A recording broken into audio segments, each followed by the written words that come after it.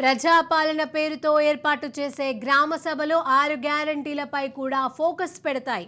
6 గ్యారంటీల అమలుకి సంబంధించి ప్రజాపాలన దరఖాస్తులను అధికారులు స్వీకరించడం గ్రామ సభల ముఖ్య ఉద్దేశం. ప్రజా పరిపాలన కార్యక్రమంలో భాగంగా 10 రోజుల పాటు గ్రామ సభలు నిర్వహించి ప్రజల నుంచి నేరుగా అధికారులు దరఖాస్తులు తీసుకుంటారు. ఈ దరఖాస్తులను ప్రభుత్వం విడుదల చేసింది. ఖాళీ దరఖాస్తులను ప్రభుత్వం ఆయా గ్రామ పంచాయతీలకు పంపించింది. వాటిని నింపి తిరిగి అధికారులకు అప్పగించాల్సి ఉంటుంది. ఆయా ప్రాంతాలలో గ్రామ సభలు జరిగినప్పుడు దరఖాస్తులను అందజేయాల్సి ఉంటుంది. ఎన్నికల సందర్భంలో కాంగ్రెస్ పార్టీ 6 గ్యారెంటీలు ప్రకటించింది. గ్యారెంటీల నంబర్ 6 అయినా అందులో మళ్ళీ వేర్వేరు హామీలున్నాయి.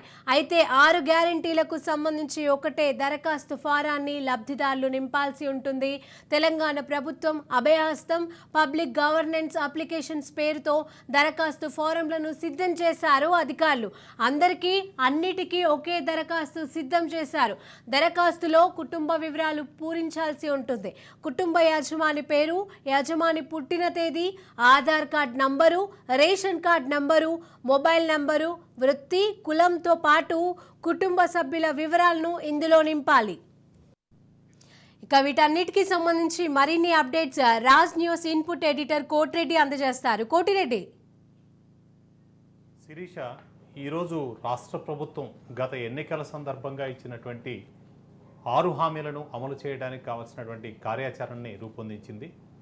ఈ రోజు నుంచి జనవరి 7 వరకు కూడా ఈ కార్యక్రమం నిర్వహణ జరుగుతుంది.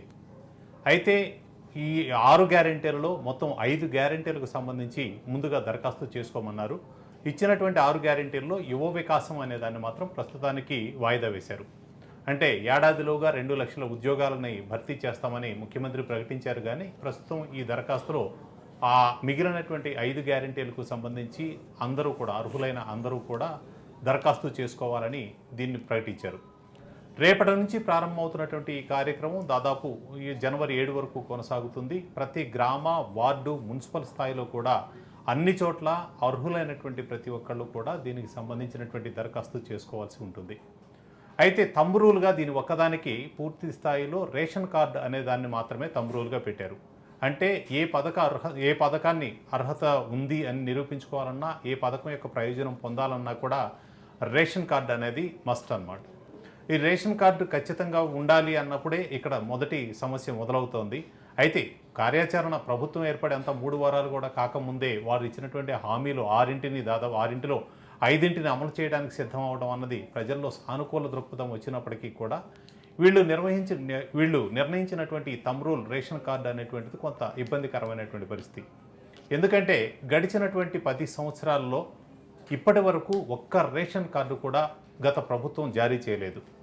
అంటే ఇప్పటి వరకు ఉన్నటువంటి రేషన్ కార్డులు గడిచినటువంటి 12 సంవత్సరాల క్రితం జారీ చేసినటువంటివి. ఈ 12 ఏళ్ల కాలంలో దాదాపు కుటుంబాల పరిధి పెరిగింది. కుటుంబాల్లో సభ్యులు అంటే అప్పట్లో పిల్లలుగా ఉన్న వాళ్ళంతా కూడా వివాహితులు అవ్వడం, వారు ప్రత్యేక కుటుంబాలుగా మారడం, ఇలా అంటే కుటుంబాల పరిధి చాలా పెరిగిపోయినప్పటికీ వీటికి సంబంధించి ఇప్పటి వరకు కూడా కొత్త రేషన్ కార్డులు జారీ చేయలేదు. సో వాళ్ళకి అర్హత ఉన్నా కూడా ఇప్పుడు అందుకునేటువంటి ప్రయత్నం, ప్రస్తుతానికి అందుకునే అవకాశం కూడా లేకుండా పోతుంది. దీనికి సంబంధించి ప్రభుత్వం అందరూ దరఖాస్తు చేయొచ్చు అని చెప్పినప్పటికీ ఇక్కడ ఖచ్చితంగా రేషన్ కార్డు నెంబర్ మెన్షన్ చేయాలి అనేది మనం ఈ దరఖాస్తులో చాలా స్పష్టంగా కనిపిస్తుంది. రేషన్ కార్డు నెంబర్ అనేది చాలా క్లియర్గా Aadhaar number, ration card number రెండింటిని చాలా చాలా చాలా క్లియర్గా అడుగుతున్నారు. సో అది చేయడానికి వీళ్ళకి అర్హత వచ్చేటువంటి అవకాశం లేదు. ఇక రాష్ట్రంలో గత ప్రభుత్వం చెప్పినటువంటి మాట, ఇప్పటికే అనర్హులకు కూడా చాలామందికి రేషన్ కార్డులు ఉన్నాయని. నిజానికి 3.5 కోట్ల జనాభా ఉన్నటువంటి రాష్ట్రంలో ప్రస్తుతం ఆహార భద్రత పథకం కింద ఉన్నటువంటివి దాదాపు 53.5 లక్షల రేషన్ కార్డులు ఉన్నట్టయితే రాష్ట్రం కింద ఒక 33.5 లక్షలు, దగ్గరగా 2 కలిపి 87.5 లక్షల వరకు, సుమారుగా 87.5 లక్షల రేషన్ కార్డులు ఉన్నాయి. జనాభా పరంగా చూసినట్లయితే 3.5 కోట్ల జనాభాలో అంటే దాదాపు ప్రతి 4గురిలో ఒకరికి రేషన్ కార్డు ఉందనేది మనకి కనిపిస్తూ ఉంది. కానీ ఇందులో ఎంతమంది అర్హులు, ఎంతమంది అనర్హులు అనేది రాజకీయ కారణాలతో ఇప్పటివరకు అనర్హులు అని చెప్పినటువంటి ఎవరి వద్ద తీసివేయలేదు. కానీ అర్హులకి చాలామందికి కూడా రేషన్ కార్డులు రాలేదు. ఇక దీనికి సంబంధించినంత వరకు కూడా ఒక కుటుంబ యజమాని దరఖాస్తు చేసుకోవడానికి ఇచ్చినటువంటి ఈ నమూనా పత్రం మాత్రం చాలా చాలా క్లియర్గా మనకి అర్థమవుతోంది. ఇందులో మొదటిగా పథకం అభయహస్తంలో ఉన్నటువంటి మొదటి పథకం మహాలక్ష్మి పథకం. దీని ద్వారా మహిళలకు ప్రతి నెల ఆర్థిక సహాయం కింద 2,500 రూపాయలు అందిస్తామన్నారు. అలాగే 500 రూపాయలకే గ్యాస్ సిలిండర్ అందిస్తామని చెప్పారు. సాధారణంగా అర్బన్ ప్రాంతాల్లో ఉన్నటువంటి వాళ్ళు కానీ లేదా గ్రామీణ ప్రాంతాల నుంచి కూడా రాష్ట్రంలోనే ఇంటర్నల్గా ఎక్కువ మంది ఉపాధి అవకాశాల కోసం అటు ఇటు మారుతూ ఉంటారు. ఇలాంటి వాళ్ళందరికీ కూడా వాళ్ళు ఈ గ్యాస్ సిలిండర్లు తీసుకోవాలన్నా ఇంకొకటి తీసుకోవాలన్నా వాళ్ళు రేషన్ కార్డులు ఎప్పుడో వదులుకున్నటువంటిది కనిపిస్తుంది. మనం క్లియర్గా చూసినట్లయితే రాష్ట్రంలో దాదాపు 80 లక్షల మంది బియ్యం తీసుకుంటున్నారని చెప్తున్నారు. ఈ రేషన్ కార్డులు కేవలం దానికి మాత్రమే ఉపయోగపడుతున్నాయి. గత ప్రభుత్వ హయాంలోనే రేషన్ కార్డుని ఆరోగ్యశ్రీకి లింక్ చేసినటువంటి విధానాన్ని తొలగించడంతో దాని ప్రాధాన్యత కేవలం బియ్యం తీసుకోవడానికి ఒక కార్డుగా మాత్రమే మిగిలిపోయి ఉంది. ఇలాంటి పరిస్థితుల్లో ఒక చోట నుంచి మరో చోటకి వెళ్ళే వాళ్ళందరూ కూడా ఈ రేషన్ కార్డులు వదులుకోవడం, అలాగే మధ్యతరగతి దిగువ మధ్యతరగతి కుటుంబాల్లో కూడా దీనికోసం ప్రత్యేకంగా క్యూల్లో నిలబడి తెచ్చుకోవడం అనేటువంటి సమస్యల నుంచి బయటపడి పూర్తిగా పక్కన పెట్టేశారు. ఇలాంటప్పుడు ప్రస్తుతం ఈ మహాలక్ష్మి పథకం కింద ఈ వీళ్ళు అంటే ఎవరైతే దరఖాస్తు చేసుకుంటారో ఆ దరఖాస్తు చేసుకున్న వాళ్ళకి ఉండేటువంటి అవకాశాలు కొంతవరకు తగ్గిపోతాయి అనేటువంటి అభిప్రాయం ఉంది. మొత్తం మీద అయితే రాష్ట్రంలో ఉన్నటువంటి గ్యాస్ కనెక్షన్ల అన్నిటికీ కూడా వచ్చేటువంటి అవకాశం లేదు. కానీ రేషన్ కార్డు, తెల్ల రేషన్ కార్డు ఉన్నటువంటి వాళ్ళందరికీ కూడా ఈ గ్యాస్ పథకం కింద 500 రూపాయలకే గ్యాస్ సిలిండర్, ఈ రోజున 975 రూపాయల నుంచి 1,000 రూపాయల వరకు గ్యాస్ సిలిండర్ నడుస్తుంది. సో అంటే సగం ధర 50% ధరకే అందుకునేటువంటి అవకాశం అయితే ఈ పథకం కింద మహిళలకి దొరుకుతుంది. ఇక రైతు భరోసా పథకం, ఇది ప్రతి ఏటా ఎకరానికి 15,000 రూపాయలు. గత ప్రభుత్వం ఇచ్చినటువంటి దానికి కొంత అదనంగా మాత్రమే ఇస్తున్నారు. కానీ గత ప్రభుత్వం పొలం ఉన్నటువంటి ప్రతి రైతుకు ఇస్తూ వచ్చింది. అంటే వారు సంపన్నుల, పేదరికంలో ఉన్న వాళ్ళ లేదా సన్నకారు రైతుల, మధ్య రైతుల అనేటువంటిది ఎక్కడా కూడా ఏ ప్రాతిపదిక లేకుండా పొలం ప్రతి ఎకరానికి లెక్కగట్టేసి వాళ్ళు ప్రతి ఎకరానికి ఇంత అని చెప్పి 10,000 వరకు ఇస్తూ వచ్చారు. అయితే ఈ ప్రభుత్వం ఎన్నికల హామీగా ఎకరానికి 15,000 చేశారు. దీనికి కూడా రేషన్ కార్డు లింక్ చేయడంతో అంటే భూపరిమితి పెట్టకుండా రేషన్ కార్డు ఇవ్వడానికే భూపరిమితి ఉంది కాబట్టి దాదాపు 5 ఎకరాల లోపు ఉన్నటువంటి వారికి మాత్రమే లేదా 10 ఎకరాల లోపు ఉన్న వారికి మాత్రమే వర్తించేటువంటి అవకాశం ఉంది. అంటే మెట్టా మాగాణి అనేటువంటి ప్రాతిపదికను తీసుకునేట్లయితే ఎకరాల్లో విస్తీర్ణానికి సంబంధించినటువంటి తేడాలు వస్తాయి. మొత్తం మీద చూసినట్లయితే పేదరికంలో ఉన్న వాళ్ళకి మాత్రమే ఇది అందేటువంటి అవకాశం ఉంది. అంటే గతంలో ఉన్నటువంటి అందరూ రైతులకు ఇప్పుడు ఈ రైతు భరోసా పథకం అందేటువంటి అవకాశం లేదు. వీళ్ళు ఇస్తామన్నటువంటి ఎకరానికి 15,000 రూపాయలు అందరికీ పడేటువంటి అవకాశం లేదు. గతంలో అంటే మంత్రులుగా ఉన్నటువంటి వ్యక్తులు, ఎమ్మెల్యేలుగా ఉన్న వ్యక్తులు, ప్రజాప్రతినిధులుగా ఉన్నవాళ్ళు, అధికారులు, ఇలా అంటే ఈ కేటగిరీతో సంబంధం లేకుండా ఉన్నత వర్గాల్లో ఉన్న వాళ్ళకు కూడా ప్రతి ఎకరానికి కొంత ధర నిర్ణయించి రైతు భరోసా అందింది. ఇప్పుడు ఆ అవకాశం అయితే సన్నగిల్లిపోతుంది. ఈ దరఖాస్తు ద్వారా మనకి చాలా క్లియర్గా అది అర్థమవుతుంది. ఆ తర్వాత ఇచ్చినటువంటి 3వ పథకం ఇందిరమ్మ ఇండ్లు పథకం. ఇందిరమ్మ ఇండ్లకు సంబంధించినంత వరకు అర్హులైన అందరికీ కూడా ఇళ్ళు ఇస్తామన్నారు. దీన్ని కూడా అంటే ఇన్నింటికీ కూడా కలిపి ఒకటే పెట్టారు. రేషన్ కార్డు అనే ఒకే ఒక ప్రాతిపదిక కనిపిస్తూ ఉండడం వలన ఇది వాళ్ళ ఆర్థిక పరిస్థితిని ఖచ్చితంగా స్పష్టంగా తెలియజేసేటువంటి అవకాశం రేషన్ కార్డులో లేదు. అయినప్పటికీ కూడా అది ఒకటే ప్రాతిపదిక కావడం కొంత ఇబ్బందికరమైనటువంటి వాతావరణం.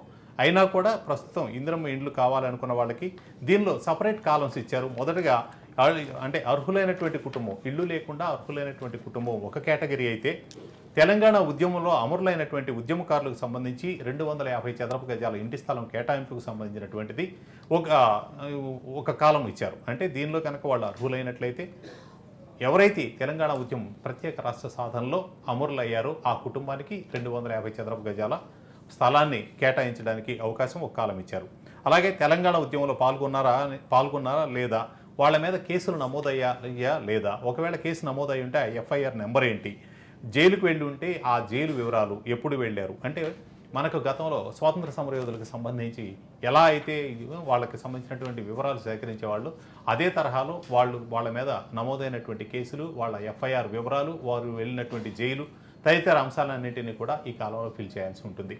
దీని తర్వాత గృహజ్యోతి పథకం. ఈ గృహజ్యోతి పథకం కింద 200 యూనిట్ల లోపు విద్యుత్తును వినియోగించేటువంటి ప్రతి కుటుంబానికి ఉచితంగా విద్యుత్ ఇస్తామని చెప్పారు. అయితే 200 లోపు యూనిట్లు వాడేటువంటి కుటుంబాలు చాలా ఉన్నప్పటికీ కూడా ఇక్కడ రేషన్ కార్డే ప్రాతిపదిక ఖచ్చితంగా అంటే రేషన్ కార్డు ఉంటే వాళ్లకు ఖచ్చితంగా 200 యూనిట్ల లోపు అది జీరో బిల్ వస్తుంది అనేది వీళ్ళు చెప్తున్నటువంటి మాట. నెలసరి గృహ విద్యుత్ వినియోగం ఎంత ఉంటుంది అనేటువంటిది ఈ కాలంలో స్పష్టంగా అడుగుతున్నారు. 0 నుంచి 100 యూనిట్లు, 100 నుంచి 200 యూనిట్లు, 200 యూనిట్ల పైన ఉంటే గృహ విద్యుత్ వినియోగ మీటర్ కనెక్షన్ నెంబర్ కూడా అందులో నమోదు చేయాల్సి ఉంటుంది. 200 యూనిట్ల లోపు ఉన్న వరకు కంప్లీట్గా వాళ్ళకి జీరో బిల్లు వస్తుంది. ఇది మొత్తం ప్రభుత్వమే భరిస్తుంది. ఇక చివరిగా 5వ పథకం ఏమి ఇచ్చారంటే చేయూత పథకం. దీని ద్వారా 4,000 రూపాయలు దివ్యాంగుల పింఛన్ అయితే 6,000 రూపాయలు. ఈ చేయూత పథకం కింద ఎవరైతే ఉన్నారో ఆ దివ్యాంగులందరికీ ప్రస్తుతం పింఛను పొందుతున్న వారైతే ఎవరు దరఖాస్తు చేయనవసరం లేదు. ఇప్పటికీ గత ప్రభుత్వ హయాం నుంచి కూడా పెన్షన్ పొందుతున్నటువంటి వాళ్ళు, వృద్ధులు ఎవరున్నా కూడా వాళ్ళకి సంబంధించినటువంటి ఎలాంటి దరఖాస్తు అవసరం లేదు. కొత్తగా ఈ పథకానికి అర్హత ఉన్న వాళ్ళు ఎవరైనా ఉండేట్లయితే వాళ్ళు మాత్రమే ఇందులో దరఖాస్తు చేయాల్సి ఉంటుంది. అదే దివ్యాంగులు అయ్యేట్లయితే వాళ్ళకి ఇచ్చేటువంటి పెన్షన్ కూడా 6,000 రూపాయలు అందజేస్తారు. మామూలుగా ఇచ్చేటువంటిది అయితే 4,000 రూపాయలు చేశారు. ఈ 4,000 రూపాయలకి కొత్త వాళ్ళు మాత్రమే, అంటే వృద్ధాప్య పెన్షను, అలాగే గీత కార్మికులకి సపరేట్ ఉంది, డయాలసిస్ బాధితులు అంటే ఆరోగ్య సమస్యలు ఉన్నవాళ్ళు, అలాగే బీడీ కార్మికుల జీవన భృతి ఒకటి, ఒంటరి మహిళ జీవన భృతి ఒకటి, వితంతు పెన్షను, అలాగే చేనేత కార్మికులు, ఎయిడ్స్ వ్యాధిగ్రస్తులు, ఫైలేరియా బాధితులు, బీడీ టేకేదారు జీవన భృతి, ఇలా ఒక్కొక్క దానికి ఒక్కొక్క కాలంని ప్రత్యేకంగా ఇచ్చారు. ఈ అన్నింటిలో కూడా ఇది అంటే దేనికి అర్హత ఉన్నవాళ్ళు దాన్ని మార్క్ చేయాల్సి ఉంటుంది. ఇంకా అది దివ్యాంగులైతే అంతకుముందు తీసుకున్నటువంటి అంటే వైకల్యానికి సంబంధించి వాళ్ళు తీసుకున్నటువంటి సర్టిఫికెట్ యొక్క నంబర్ను కూడా ఇందులో నమోదు చేయాల్సి ఉంటుంది. ఇవన్నింటినీ నమోదు చేసిన తర్వాత పూర్తిగా దీనికి ఆధార్ కార్డు జిరాక్స్, ఇంటి యజమాని యొక్క ఆధార్ కార్డు జిరాక్స్, కుటుంబ సభ్యుల వివరాలతో పాటు తెల్ల రేషన్ కార్డుకు సంబంధించినటువంటి జిరాక్స్ ప్రతిని కూడా దీనికి నమోదు చేసి అక్కడ ఉన్నటువంటి అధికారులకు అంటే గ్రామ సభలు నిర్వహిస్తామని చెప్తున్నారు. గ్రామ సభల్లోనే దరఖాస్తులు స్వీకరిస్తారు. ఒకవేళ 7వ తేదీలోగా గ్రామ సభల్లో కనుక దరఖాస్తు అందించలేని పరిస్థితి ఉండేట్లయితే గ్రామ పంచాయతీల్లో అయినా కూడా వీటిని అందించవచ్చు అని ప్రభుత్వం చెబుతూ వచ్చింది. మొత్తంగా చూసినట్లయితే ఈ ప్రజాపాలన దరఖాస్తు అంటే మీరు ఇచ్చిన వెంటనే దీని మీదే చివరిగా ఒక కాలం ఇచ్చారు, రసీదు అని చెప్పి, దీనిని కట్ చేసి మీ చేతికి ఇస్తారు.